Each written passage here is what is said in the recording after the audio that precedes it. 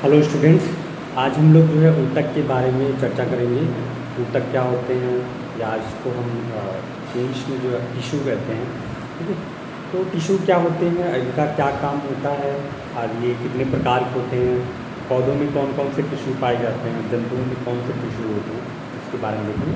तो आज के इस वीडियो में हम लोग जो है पौधों में पाए जाने वाले ऊतक अर्थात पादप में पाए जाने वाले ऊतक या प्लांट टिश्यू के बारे में देखेंगे।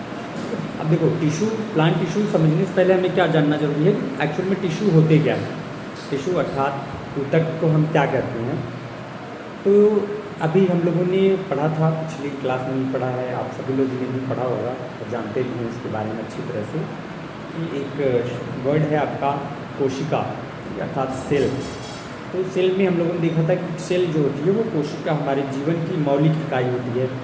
कोशिका को हम जीवन की मौलिक इकाई कहते हैं, जिसकी खोज रॉबर्ट हुक ने की थी 1665 ईस्वी में रॉबर्ट हुक ने की थी।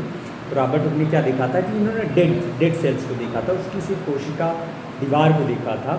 उसको हम क्या बोलते हैं कि इन्होंने कोशिका खोज की। अब जो ऊतक है, ऊतक भी यही कोशिकाओं का ही एक प्रकार से ग्रुप है, मतलब समूह है। जब कई सारी कोशिकाएँ आपस में मिल जाती हैं तो क्या हो जाता है, वो एक ऊतक का निर्माण करता है। ठीक है, यानी हम बोल सकते हैं कि जो टिश्यू है, tissue is the group of the cell.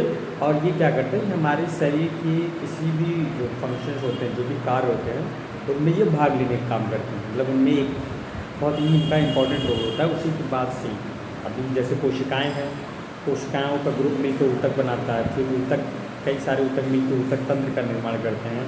फिर ऊतक तंत्र मिलकर हमारे अंग का निर्माण करते हैं। फिर अंग मिलकर अंग तंत्र का निर्माण करते हैं, और अंग तंत्र मिलकर हमारे शरीर का निर्माण करते हैं। तो इस तरह से एक सीक्वेंस चलता रहता है, और उसी सीक्वेंस के बेस पे क्या होता है, हमारे बॉडी का निर्माण होता है। तो अब चलिए देखते हैं कि ऊतक होते कितने हैं। अगर हम पौधों में देखें तो पहले तो ये पूछा कि जो आपके पादप ऊतक हैं वो क्या है, या जंतु ऊतक आप किसे कहोगे। तो सिंपल सा है, जैसे कि शब्द से पता चल रहा है, पादप अर्थात प्लांट। तो पौधों में पाए जाने वाले जो ऊतक हैं उसको हम पादप ऊतक कहते हैं या प्लांट टिश्यू। और जंतुओं में पाए जाने वाले जो ऊतक हैं उनको हम जंतु ऊतक या एनिमल टिश्यू कहते हैं। ठीक है, अब देखिए जो प्लांट टिश्यू है, पौधों में जो पाए जाने वाले ऊतक हैं उसको भी कई कैटेगरी में डिवाइड किया, मतलब उनको भी दो पार्ट में डिवाइड कर दिया है। पहला विभिजोतक, विभिजोतक, और दूसरा है आपका स्थायी। विभिजोतक का मतलब होता है जो आराम से डिवाइड हो जाए। ठीक है, इसको इंग्लिश में बोलते हैं मेरिस्टेमेटिक टिश्यू भी बोलते हैं। और जो अस्थायी ऊतक उसको परमानेंट टिश्यू कहते हैं। तो मेरिस्टेमेटिक या जो विभिजोतक है, विभिजोतक अर्थात जिसको हम विभाजित कर सकें या जिनमें कोशिका विभाजन होता है, वो क्या होते हैं, हमारे विभिजोतक ऊतक होते हैं। जबकि जो अस्थायी ऊतक होता है उसमें कोई भी विभाजन नहीं होता, वो क्या होते हैं, फिक्स होते हैं। उनमें सेल डिवीजन का होते हैं, तो सेल डिवीजन ना के बराबर है। ठीक है, वो फिक्स होते हैं कि एक बार बन गए फिर वही पड़े रहते हैं। और जो विभिजोतक होते हैं वो बदलते रहते, बढ़ते रहते हैं। अर्थात यूँ कहें तो पौधों में ग्रोथ, वृद्धि के लिए जो ऊतक का निर्माण होता है वो क्या होता है, विभिजोतक ऊतक। या पौधों की वृद्धि में सहायता करने वाले जो ऊतक वो क्या, हमारे विभिजोतक ऊतक। ये पौधों की लंबाई बढ़ाते हैं, उनकी मोटाई बढ़ाते हैं, पौधों की पत्तियों वाले भाग में उसकी लंबाई बढ़ाते हैं, उनके तने के भाग में लंबाई जड़ में उसकी लंबाई बढ़ाते हैं। ठीक है, और उसके तने की मोटाई को भी बढ़ाते हैं। वो क्या होते हैं, हमारे विभिजोतक ऊतक होते हैं। अस्थायी ऊतक जो होते हैं वो विभाजन में काम नहीं लेते, तो विभाजन में काम नहीं करते, पर ये पौधों में जो उनके खाद्य पदार्थ हैं उनके स्थानांतरण में और जल के स्थानांतरण में तथा जो भोजन का निर्माण होता है उन सबके स्थानांतरण में ये उपयोग करते हैं। जैसे जाइलम फ्लोएम या दारू जिसको हम बोलते हैं। ठीक है, जाइलम हिंदी में दारू कहा जाता है। पीने वाला दारू नहीं, यहाँ आपने ले लिया जो है उसको पीते रहो, वो वाला दारू नहीं। जाइलम यहाँ पे अलग है। तो अब देखिए जो विभिजोतक ऊतक है उनको भी हम कई कैटेगरी में डिवाइड कर सकते हैं, उनको भी कई सारे पार्ट्स में डिवाइड कर दिए हैं। पहला तक हम देखिए उत्पत्ति के आधार पर, यानी उनका जन्म कैसे हुआ, कैसे वो बनती कैसे हैं, उसके आधार पर देखेंगे। तो जो विभिजोतक ऊतक होते हैं उनको हम दो भागों में डिवाइड कर सकते हैं। पहला प्राथमिक विभिजोतक, अर्थात जो शुरुआत में विभाजन स्टार्टिंग जो करते हैं वो प्राथमिक विभिजोतक हो गए। ठीक है। और दूसरा आता है द्वितीयक द्विबीजोतक, ठीक है। द्वितीयक द्विबीजोतक होते हैं वो लास्ट में सेकेंडरी ग्रोथ के लिए यूजफुल होते हैं, ठीक है। यानी उत्पत्ति के आधार पर देखें तो प्राथमिक द्विबीजोतक क्या होते हैं कि हमारे जो पौधों का सबसे ऊपरी वाला भाग होता है, तने का जो सबसे ऊपरी भाग है प्रौढ़ोतंत्र या मूल शीर्ष, जो जड़ों का सबसे स्टार्टिंग का जो भाग होता है जहाँ पर मूल रोम पाए जाते हैं या जहाँ पे मूल कैप होता है, रूट कैप जहाँ पे होता है, तो वहाँ पे ये ऊतक पाए जाते हैं, तो वो उनकी लंबाई बढ़ाने में हेल्प करते हैं, ठीक है। दूसरा सेकेंडरी द्विबीजोतक या सेकेंडरी मेरिस्टेमेटिक जो टिश्यू होता है, ये क्या करता है कि पौधों की इनर सेल जो उनकी लैटरल साइड वाले यानी तने की मोटाई बढ़ाने में ये हेल्प करता है। तो अगर उत्पत्ति के आधार पर देखें तो ये 2 जगहों पे पाए जाते हैं, बट अगर इनकी स्थिति के आधार पर देखा मतलब बेसिस ऑफ सरफेस ये कहाँ पे पाए जाते हैं, कौन से पार्ट में पाए जाते हैं, उसके बेस पे देखें तो इनको 3 कैटेगरी में डिवाइड कर सकते हैं। जैसे पहला आपका शीर्षस्थ, शीर्षस्थ का मतलब होता है जो सबसे शीर्ष पे हो, सबसे ऊंचाई वाले पार्ट पे, पौधे का सबसे ऊपरी टॉप वाला जो पार्ट होता है वो होता है शीर्षस्थ, और इसको हम बोलते हैं एपिकल मेरिस्टेमेटिक टिश्यू, ठीक है, या एपिकल मेरिस्टेम। दूसरा है पार्श्व द्विबीजोतक लैटरल मेरिस्टेमेटिक टिश्यू, ठीक है, लैटरल मेरिस्टेमेटिक टिश्यू। और तीसरा है जो आपका अंतर्वेशी द्विबीजोतक या इसको इंटरकैलेरी मेरिस्टेमेटिक टिश्यू बोलते हैं।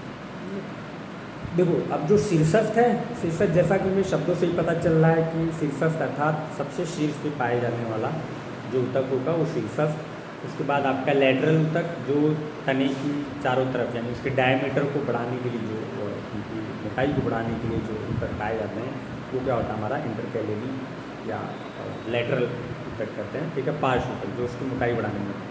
तीसरा आपका इंटरकैलेरी जो 2 ब्रांचों के बीच में होता है, जैसे अभी एक ऐसे डाल एक लगी पड़ी है, ठीक है, उसको आप उखाड़ देते हो टूट जाती है, तो उसके बीच वाला जो स्पेस वाला होता है, ठीक है, तो जो तने हैं या पत्तियाँ जहाँ निकल रही हैं उसमें जो कांटे निकल रहे हैं तो उनके बीच वाले स्पेस में जो ऊतक होता है वो हमारा अंतर्विष्ट ऊतक कहलाता है, या इसको आप इंटरकैलेरी मेरिस्टेमेटिक टिश्यू बोलते हैं। ये तो हो गया उसकी उत्पत्ति और स्थान के आधार पर, ठीक है। अब आते हैं दूसरी जो कैटेगरी अस्थायी ऊतक, परमानेंट टिश्यू जो होते हैं, ठीक है, इनमें विभाजन नहीं होता है, ठीक है, और इसको भी 2 कई पार्ट्स में डिवाइड किया गया है। जैसे आप पहला जो है आपका सिंपल और सरल ऊतक, दूसरा आपका कॉम्प्लेक्स और जटिल ऊतक, तीसरा आपका स्क्रीटरी या स्रावी ऊतक, ठीक है। तो देखिए जो सिंपल ऊतक है, सिंपल ऊतक को भी 3 पार्ट्स में डिवाइड किया गया है। इसमें आपके हैं पैरेन्काइमा, दूसरा है कॉलेन्काइमा, तीसरा आपका स्क्लेरेन्काइमा, ठीक है। ये 3 पार्ट्स होते हैं। इसमें मैंने उनकी संरचना उनकी स्ट्रक्चर के आधार पर ये कैसे कैसे बने, उनकी कोशिकाओं के बीच में कितना स्पेस होता है और किस तरह की कोशिकाओं की स्ट्रक्चर होती है, उसके आधार पर इनको डिवाइड किया गया है। तो इसमें 3 पार्ट्स में पैरेन्काइमा, कॉलेन्काइमा और स्क्लेरेन्काइमा। फिर आते हैं दूसरा जटिल ऊतक। जटिल ऊतक में मैंने पहले भी बताया कि इसमें मोस्टली क्या हमारे जाइलम और फ्लोएम। जाइलम का मुख्य काम होता है कि ये हमारी जो जड़ के द्वारा खनिज लवण और जल को अवशोषित किया जाता है मिट्टी से, उसको ये अवशोषित करके पौधों के अन्य भागों तक पहुंचाने का काम करता है। जबकि जो फ्लोएम होता है वो प्रकाश संश्लेषण में पत्तियों के द्वारा बने भोज्य पदार्थों को पौधों के सभी भागों में पहुंचाने का काम करता है, वो होता है हमारा फ्लोएम, ठीक है। अब तीसरा जो इसका स्थायी ऊतक का जो तीसरी कैटेगरी है वो स्रावी ऊतक, ठीक है। स्रावी ऊतक इसमें से जो स्क्रीटरी प्रोडक्ट्स निकलते हैं कुछ पौधों में, ठीक है, इसमें आपके ग्रंथिल ऊतक आते हैं और लैटेक्सधर, ठीक है, जो लैटेक्स का निर्माण करते हैं, मतलब पौधों की पत्तियों में या तनों में जो है जो दूध का निर्माण होता है, जो लिक्विड निकलता है वो लैटेक्सधर ऊतक होते हैं, ठीक है। लैटिफेरस टिश्यू वो, उसके बाद ग्रैंडुलर टिश्यू, ठीक है, ये क्या हमारे स्रावी ऊतक में आते हैं। तो ये एक सिंपल सा आपका ऊतक के जो पौधों में पाए जाने वाले ऊतक हैं उनकी कैटेगरी के बारे में बताया गया है। अगर आपको वीडियो अच्छा लगता है, समझ में आता है कुछ, तो आप इसको जो है पूरा देखें और दोस्तों के साथ शेयर ज़रूर करें। और ज़्यादा डिटेल्स में जानने के लिए हमारे यूट्यूब चैनल को सब्सक्राइब करें, मनीष रुपया क्लासेस, और लाइक शेयर कमेंट करना ना भूलें। धन्यवाद। जय हिंद।